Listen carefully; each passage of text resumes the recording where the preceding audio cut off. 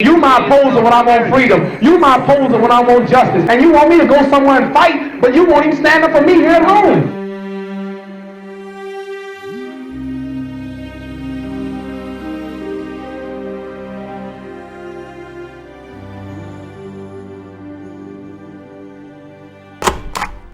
So Colin Kaepernick remains unsigned for the 2017 NFL season. What does that tell us? Well, some would say it's because of his performance last year and that he was to blame for the train wreck that was the 49ers. Others have used my new favourite excuse, hands down, taken right out of the "it's not you, it's me" handbook of mind-numbingly stupid excuses, and suggested that no NFL team wants him because he's vegan.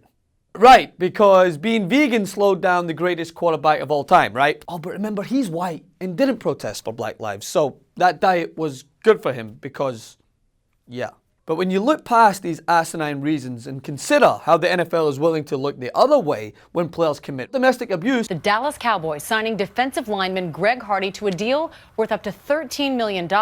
Brown allegedly admitting several times that he physically, verbally, and emotionally abused his wife. You realize the unfortunate but brutal reality that while time has passed and progress has been made, American society still can't handle a prominent black person questioning whether this country lives up to its purported ideals of freedom, equality, and justice for all. Oh, here we go with this white privilege crap. The man disrespected the flag that represents this nation and the freedom of a white man to sexually harass women and get rewarded with $11 million bonuses, and even the presidency. God bless America. But historically, black athletes in the US have always been punished for speaking out against injustice. When Muhammad Ali, at the height of his career, said he was a conscientious objector and refused to be drafted into the Vietnam War, he was arrested. His title was immediately stripped and his boxing license was revoked. When NBA player Mahmoud Abdul Rauf refused to stand during the national anthem on religious grounds,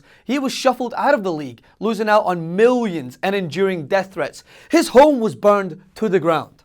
After Tommy Smith and John Carlos raised the Black Power salute on the podium in 1968, they were expelled from the games. Ironically though, these athletes are now celebrated as trailblazers and held in the highest regard, at times though, even by the same people who today are vilifying Kaepernick. Why? Because their protest is in the past, when it was someone else's problem and no longer represents a threat to the status quo. You know what I mean? Back when protest was really needed, when times were tougher, when black people were really mistreated, not just disproportionately targeted and all too often killed by law enforcement, but those athletes back then were treated with the same disdain and disrespect at the time of their protest. Now I'm sure 20 years from now, the situation will be the same and Kaepernick will be widely hailed as a national hero. But for now, he must be punished.